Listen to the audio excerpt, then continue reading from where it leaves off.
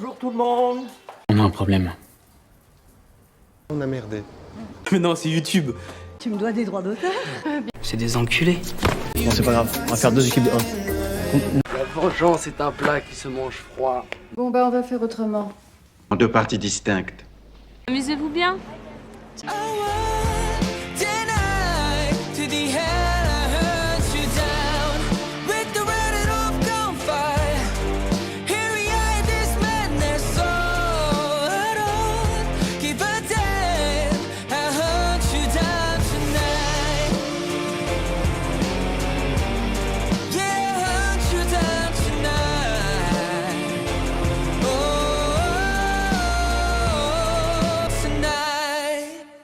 I can make the ticket go away, mate. Or I can make you go away.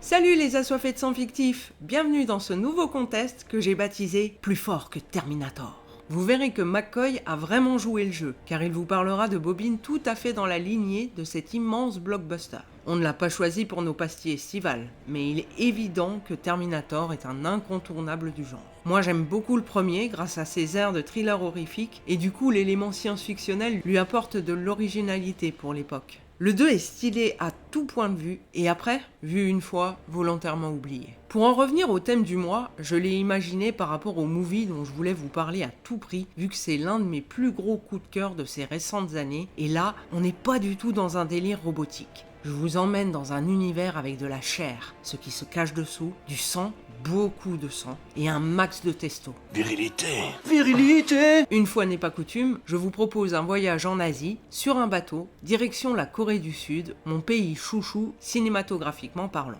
Project Wolf Hunting est sorti en 2022 et a été réalisé par Kim Hong-seong, que je connais, je crois, pour avoir réalisé The Chase, dispo sur Netflix. Je dis je crois parce que je suis incapable de vous dire si je l'avais vu ou non finalement. Pourtant cette histoire de meurtre de vieux me dit quelque chose. Au casting, il est peuplé, donc on va se concentrer sur l'essentiel. Côté prisonnier, les deux plus importants ne sont pas du tout des habitués du genre. Jang Dong-yeon fait plutôt dans le drama romance, et Seo In-guk, lui, c'est une idole de K-pop qui ne joue que des gentils dans des productions gentilles. Le réal avait peur que le gamin refuse le job, mais il a sauté à pieds joints dans la marmite et il a mis les mains dedans. C'est le cas de le dire. Côté flicaille, Park Oh-san, que j'ai vu dans Night in Paradise, un revenge movie de gangsters sans aucune concession. Il est aussi apparu dans The Penthouse, ma série phare de ce mois de juillet, et le super bien ficelé Karma. Tous ces titres sont dispo sur Netflix, suisse en tout cas.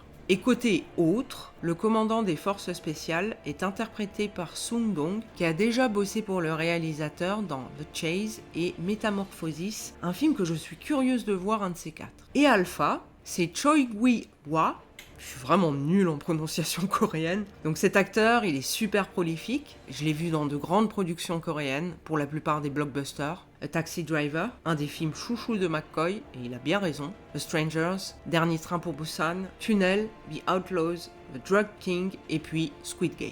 Alors c'est quoi cette histoire de chasse au loup ? On peut en parler, on va rigoler. En 2016, près d'une cinquantaine de criminels coréens enfuis aux Philippines reviennent au pays avec les menottes aux poignets. En guise de bienvenue, un des spectateurs passe la barrière de sécurité pour interpeller un des criminels, puis fait sauter le secteur. 6 ans plus tard, suite à ce drame qui a coûté la vie à des innocents, la police coréenne organise cette fois une extradition par cargo, un voyage qui durera 2 jours, histoire d'éviter les civils et de sécuriser au max. Pour accompagner les détenus, on a choisi une vingtaine de flics aguerris. Le boss de ces derniers annonce direct les termes.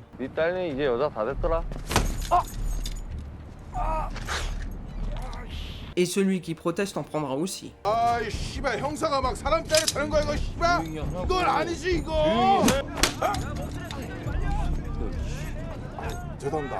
Après, quand on entend le CV des mecs, c'est clair qu'adopter un comportement de bisounours, c'est flirter avec le suicide.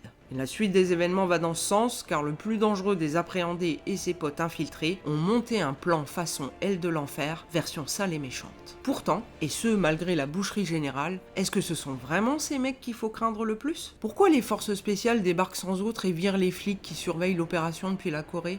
Pourquoi il y a besoin d'un docteur et de son infirmière vu qu'on était parti du principe qu'on se torchait avec les droits des prisonniers? Pourquoi lui dans son cercueil de Blanche-Neige tu te dis que t'as pas envie qu'il se réveille? Et encore moins qu'il te roule une pelle? Découvrez-le en vous procurant Project Wolf Hunting, ou bien restez avec moi pour prendre votre injection de spoil. Je vais essayer d'éviter l'overdose quand même.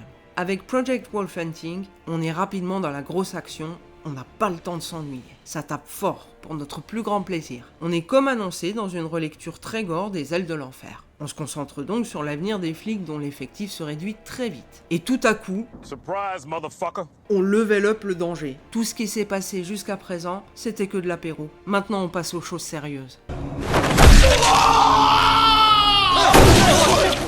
À peine le temps de se demander qui est ce tapeur d'incruste, que ce dernier enchaîne sur une série d'exécutions, toutes plus brutales les unes que les autres. Coup de poing écorcheur, il arrache divers morceaux, et il scalpe, le tout à main nue. Sans presque aucun effort, en tout cas on l'entend jamais s'essouffler, sacré cardio. Et la première fois que j'ai vu ce movie, c'est à ce moment-là que je me suis dit, il est plus fort que Terminator celui-là. Par contre, qu'est-ce qu'il peut faire comme boucan quand il marche alors qu'il a les pieds nus ?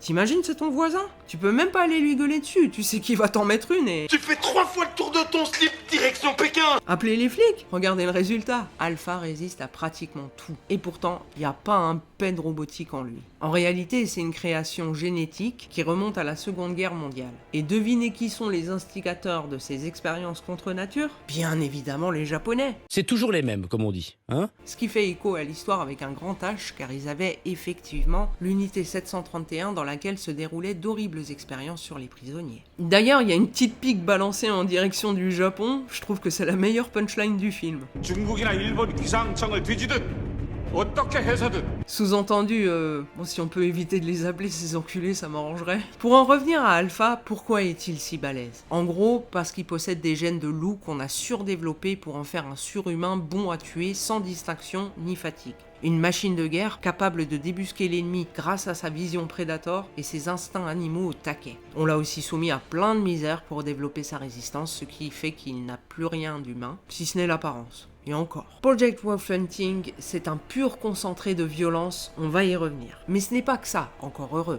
Je vous ai dévoilé une partie de l'intrigue, il y a encore plein de surprises que j'ai volontairement tues. En plus, la fin suggère que c'est pas fini, et en effet, le réal aimerait bien faire une préquelle ainsi qu'une séquelle. J'espère qu'elles auront lieu. Vous trouverez aussi cet humour très coréen à base de claques de cow-boy.